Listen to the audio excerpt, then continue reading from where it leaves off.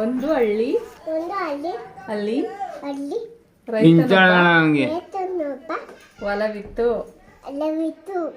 ಅಲ್ಲಿ ಒಂದು ಬೇವಿನ ಮರವಿತ್ತು.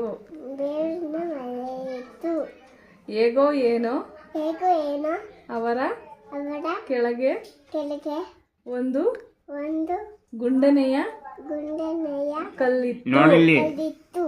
ಅಲ್ಲಿ ಮಯೂರಿ ಎಂಬ ನಾಯಿ ಇದ್ದಳು ಮಯೂರಿ ಎಂಬ ನಾಯಿ ಇದ್ದಳು.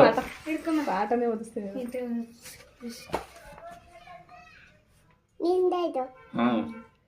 ಪ್ರತಿಯೊಬ್ಬರ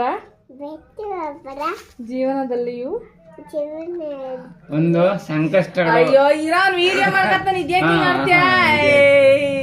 ಡಿಲೀಟ್ ಮಾಡದ್ನ ಇರ್ಲಿ ಸುಮ್ನಿರಕ್ಕೆ ಅವಳೆ. ಹಲವಾರು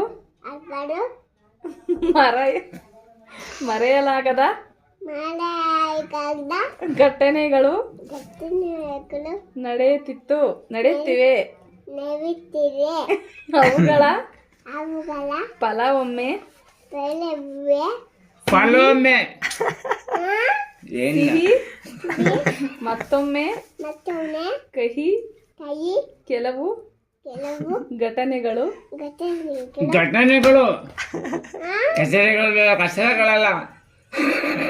ಕಚರಗಳು ಅಂತಿದ್ಯಾ? ಎಷ್ಟೋ ಅನುಭವ